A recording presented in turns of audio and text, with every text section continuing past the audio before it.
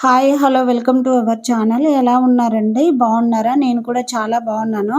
అయితే మనకిప్పుడు నోటిఫికేషన్ లేదు కదా! కాబట్టి ఎవరికైనా కొంత ప్రిపేర్ అవ్వడానికి నెగ్లెక్ట్ చేస్తూ ఉంటాము. అయితే నేను కూడా అలానే ఉన్నాను కాబట్టి ఏం చేస్తున్నానంటే నేను షార్ట్ నోట్స్ ప్రిపేర్ చేసుకుంటున్నాను. సో, షార్ట్ నోట్స్ ఏ విధంగా ప్రిపేర్ చేసుకోవాలనేది ఈ వీడియోలో చెప్తాను. వీడియోలోకి వెళ్ళే ముందు లైక్ చేసి సబ్స్క్రైబ్ చేయడం మాత్రం మర్చిపోకండి. అయితే షార్ట్ నోట్స్ ప్రిపేర్ చేయడానికి ముందు టెక్స్ట్ బుక్‌ను కనీసం 2-3 టైమ్స్ అయితే చదవాలి. అప్పుడే మనకి ఏ పాయింట్ రాయాలి, ఏ పాయింట్ రాయొద్దనేది ఒక క్లారిటీ వస్తుంది. సో, ఒక 2 టైమ్స్ చదివిన తర్వాత షార్ట్ నోట్స్ ఏ విధంగా ప్రిపేర్ చేయాలి అనంటే, మనం పారాగ్రాఫ్ లాగా లేకపోతే లైన్ టు లైన్ ఇలా రాయొద్దండి. నేను ఫస్ట్ టైమ్ నోట్స్ ప్రిపేర్ చేసినప్పుడు కూడా చేసిన మిస్టేక్ అదే.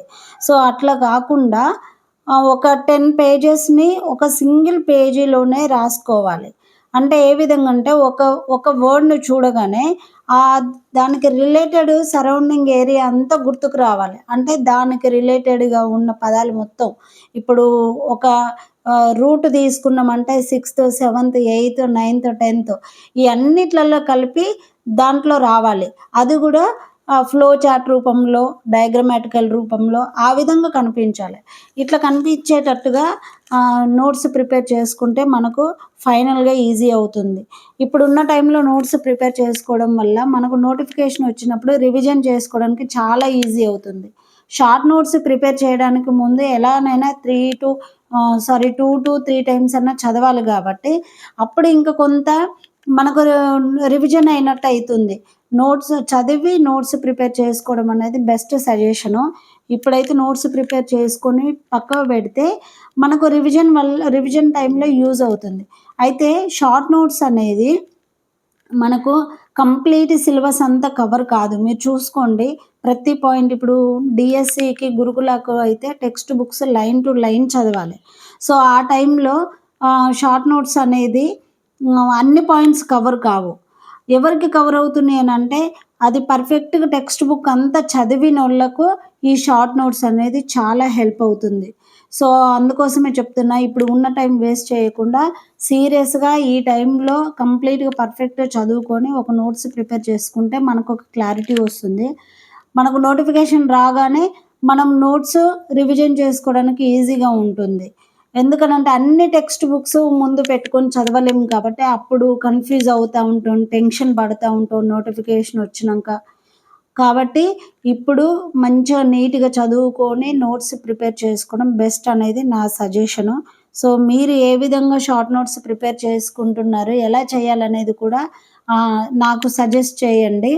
సో, కామెంట్ బాక్స్‌లో కామెంట్ చేయండి.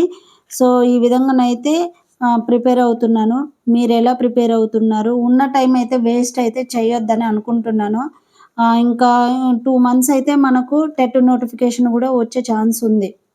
సో, నోటిఫికేషన్ వస్తే మనం టెట్‌కి ప్రిపేర్ అవ్వడానికి టైం అయిపోతుంది. ఈ డీఎస్సీకి, గురుకులకు ప్రిపేర్ అవ్వడానికి మళ్ళీ టైం ఉండదు. చూస్తుంటే రోజులు గడిచిపోతూనే ఉన్నాయి. మన మైండ్‌ను యాక్టివేట్ చేసుకొని పాజిటివ్‌గా మనం ముందుకు వెళ్ళాలి. ఎవరైనా ఇంకెన్ని రోజులు చదువుతావమ్మా, ఇంక నోటిఫికేషన్ రాదు కదా! అయినా చదువుతున్నావు టైం వేస్టు ఇలా అంటూనే ఉంటారు. అలాంటియన్నీ పట్టించుకోవద్దు. ఎప్పుడు చూసినా డీఎస్సీ అయితే కనీసం 3-4 ఇయర్స్ గ్యాప్ తోటే వస్తుందండి. మీరు చూడండి ఈ విధంగానే వస్తుంది కాబట్టి ఇప్పుడొచ్చేది కూడా కొంత లేట్ అయితే అవుతుంది. లేట్ అయినా నోటిఫికేషన్ అయితే వస్తది కాబట్టి మనం ఎవరి మాటలు పట్టించుకోకుండా పాజిటివ్ మైండ్ తోటి ముందుకు వెళ్దాము. సో, మీరు ఏ విధంగా ప్రిపేర్ అవుతున్నారనేది నాకు కామెంట్ చేయండి. మెయిన్‌గా హౌస్ వైఫ్స్‌కు చాలా స్ట్రగుల్స్ ఉంటాయి. కుటుంబ బాధ్యతలుంటాయి. పిల్లలుంటరు. వీళ్ళందరిని చూసుకుంటూ మనం చదవాలంటే కొంత స్ట్రెస్ ఫీల్ అవుతాము. కాకపోతే ఆ స్ట్రెస్ ఫీల్ అయినప్పుడు గూడా మనం కొంచెం పాజిటివ్ మైండ్ చేసుకొని మనం ముందుకు వెళ్ళాలి. మనకెవ్వరు సపోర్ట్ చెయ్యరు. మనల్ని మనం మోటివేట్ చేసుకుంటూనే ముందుకు వెళ్ళాలి.